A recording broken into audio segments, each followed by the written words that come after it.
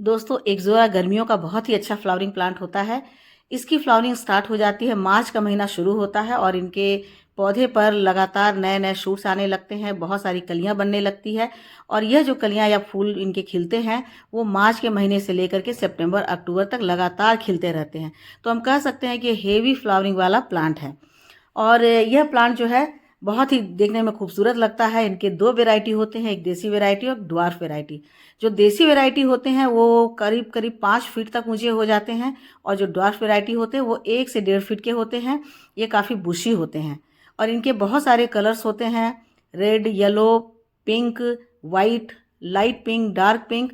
तो ये इनके कलर्स भी बहुत सुंदर लगते हैं। तो ये जब खिलते हैं तो बंच में खिलते हैं, तो इसलिए भी ये देखने में बहुत ज़्यादा खूबसूरत लगते हैं।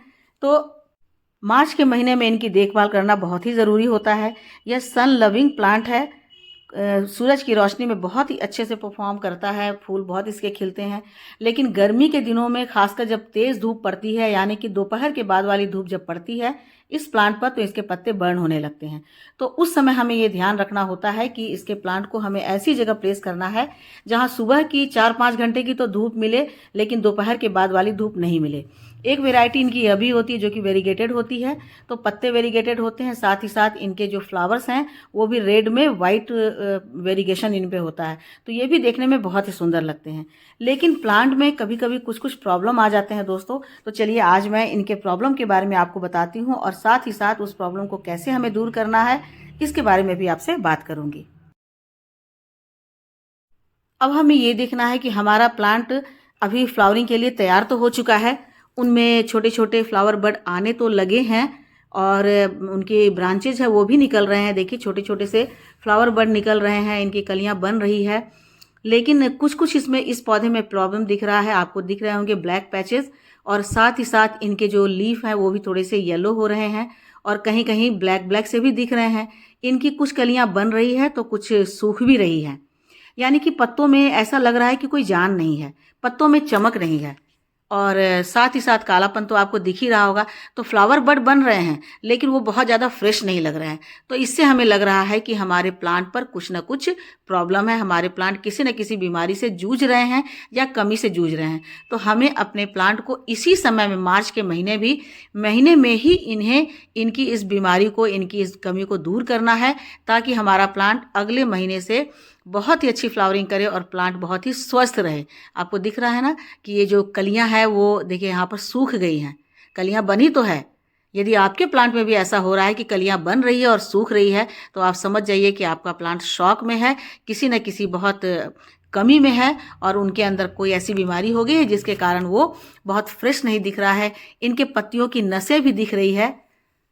तो इसका मतलब है कि वो बहुत अच्छे से भोजन नहीं बना पा रहा है, इस प्लांट को अच्छी खुराक नहीं मिल रही है। तो अब हमें इसका ट्रीटमेंट करना है।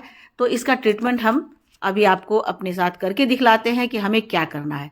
तो सबसे पहला जो है वो तो हमें इसकी गुड़ाई कर देनी है इस प्लांट की। देखिए यहाँ भी इसके फ्लावर बड बन रहे हैं, लेकिन फ्लावर बड जो है बहुत अधिक अच्छे नहीं दिख रहे हैं। थोड़ा-सा उनमें काला-काला पैच दिख रहा है, कुछ-कुछ सूखे हुए से भी लग रहे हैं। तो इस प्लांट में जो कमी दिख रही है उसे हमें आज दूर करना है। नहीं यदि दूर करेंगे तो हमारा प्लांट इस साल जो है बहुत अच्छी फ्लावरिंग नहीं करेगा और यदि फ्लावरिंग नहीं करेगा तो धीरे-धीरे ये भी हो सकता है कि 2-4 फ्लावर भी दे, लेकिन बहुत अच्छी फ्लावरिंग नहीं करेगा और धीरे-धीरे और ज़्यादा कमज़ोर होता जाएगा। तो हमें इनकी इस कमज़ोरी को दूर करना है। इनकी कुछ टहनियाँ भी आपको सूखी सी दिख रही होंगी, तो सबसे पहले आपको ये करना है कि जो इनके पीले पत्ते हैं, आप उनको हटा दें या जो इनकी सूखी कलियाँ हैं, उन्हें आप हटा दें। क्योंकि सूखी कलियाँ पौधे पर लगे रहेंगे तो उससे पौधे को जो है एक भार भी महसूस होगा और साथ ही साथ वो कुछ न कुछ उसके पौधे के न्यूट्रिशन को लेते रहेंगे। तो अब हमें सबसे पहला काम यही करना है कि इनके सूखे पत्ते, सूखी कलियाँ, सूखी टहनियाँ काट कर हटा देना है। तो प्लांट इससे थोड़ा हल्का होगा और उसके बाद दूसरा काम करना है कि हमें इनकी गुड़ाई करनी है। क्योंकि जब तक हम इनकी गुड़ाई नहीं करेंगे तब तक हम इनके प्रॉब्लम के जड़ तक नहीं पहुंच पाएंगे। तो गुड़ाई करने के बाद देखिए यहाँ भी कली बन रही है, लेकिन बहुत फ्रेश नहीं है। तो हमें इसी तरह से सूखी टहनियाँ इनकी निकाल लेनी है, सूखे सूखे पत्ते निकाल लेने हैं और उसके बाद इनकी गुड़ाई करनी है। गुड़ाई करने के बाद आपको ये पता चलेगा कि ये जो प्लांटर है, ये जो पॉट है, वो इस मैच्योर प्लांट के लायक है या नहीं। ये देखना बहुत ज़रूरी है, क्योंकि जब जैसे जैसे प्लांट पुराने होते जाते हैं उनके रूट बढ़ते जाते हैं, और यदि रूट बाउंड हो जाते हैं तो इस तरह की प्रॉब्लम हमारे प्लांट में दिखने लगता है। तो गुड़ाई करने के बाद ये पता चल जाता है कि प्लांटर में मिट्टी है या नहीं है, या उनके जड़ें अच्छी है या नहीं। वैसे तो मिट्टी बहुत अच्छी बनी हुई है, आपको दिख रहा होगा। तो इस प्लांट को बहुत ही मॉइस्चर चाहिए, क्योंकि मॉइस्चर जब तक नहीं मिलेगी तब तक ये खिल नहीं सकते हैं। सारे खिलने वाले जितने भी फूलों के प्लांट होते हैं उनमें उन्हें मॉइस्चर चाहिए ही। इसलिए यदि मॉइस्चर नहीं होता है तो प्लांट अच्छे से नहीं चल पाते हैं। तो यहाँ पर आपने देखा कि बहुत अच्छी इनकी मिट्टी बनी हुई है। तो मिट्टी की गुड़ाई करके इनके जड़ों को हमें देखना है कि इनकी जड़ें कैसी है। और देखिए, मिट्टी के हटने के बाद इनकी जो फाइब्रस रूट है या फीडर रूट है वो हमें दिखने लगे हैं। तो यहाँ गुड़ाई करने से पता चल रहा है कि इनकी मिट्टी जो है भीतर से बहुत ही टाइट हो गई है, यानी कि इनमें बहुत ज़्यादा जड़ फैल गए हैं। अब जड़ बहुत ज़्यादा फैल गए हैं तो इससे क्या नुकसान होगा? गर्मी आ रही है मिट्टी में, यदि मिट्टी कम होगी, जड़ें ज़्यादा होंगी, तो जैसे जैसे पॉट मिट्टी से गर्मी से तपेगा, यानी कि गर्म होगा, वैसे वैसे प्लांट की रूट भी गर्म हो जाएगी और उसके बाद वो जलने लगेंगी। जब प्लांट की रूट जलेंगी तो अपने आप से हमारा पौधा सूखने लगेगा, फ्लावरिंग नहीं कर पाएगा और धीरे धीरे हमारा पौधा नहीं बचेगा। इसलिए हमें यही ट्रीटमेंट करना है कि हमें मिट्टी निकाल करके इनकी जड़ों को यहाँ से हटाना है। तो ये देखिए, सबसे पहले इनकी मिट्टी की गुड़ाई करके इसके प्लांट को हमें इनकी मिट्टी से, यानी कि प्लांटर से निकाल लेना है। पॉट से जब हम प्लांट को निकालते हैं तो निकालते समय हमें ये ध्यान रखना है कि इनके रूट बॉल नहीं टूटे। हमें रूट बॉल को नहीं छेड़ना है, केवल आसपास जो इनके मिट्टी में बहुत सारी जड़ें हो गई उन्हें हमें वहाँ से हटा देना है। तो बहुत ही आराम से संभाल कर हमें प्लांट को निकालना है, ताकि हमारा पॉट भी नहीं टूटे और इनकी जो जड़ें हैं वो भी डिस्टर्ब ना हो। अब इस तरह से मिट्टी से निकालने के बाद आपको दिख रहा होगा कि इनके प्लांट में कितनी सारी जड़ें हैं जो पूरी तरह से घेर ली हैं। मिट्टी कम है और जड़ें ज़्यादा हैं। तो बिना रूट बॉल को छेड़े ही हमें चारों तरफ से एक जो लेयर बन गया है इनकी जड़ों का, जो फीडर रूट्स होते हैं, पतले पतले जो जड़ों की जाल होते हैं, उन सबको, इस लेयर को हमें हटा देना है। बीच वाले जो मेन इनके रूट हैं उस रूट को हमें डिस्टर्ब नहीं करना है। तो चारों तरफ से इनके मिट्टी के जो जड़ें हैं उन जड़ों को हटा लेना है। उसके बाद आप चाहें तो इन्हें बड़ा प्लांटर भी दे सकते हैं। मेरे पास इसमें बड़ा प्लांटर नहीं है, इसलिए मैं वापस से दोबारा उसी प्लांटर में लगाऊंगी। लेकिन इस मिट्टी को हटा करके दूसरी मिट्टी हमें बनाना है, क्योंकि अब इन्हें बहुत अच्छी खुराक देनी है ताकि ये बहुत ज़्यादा फ्लावरिंग कर पाए।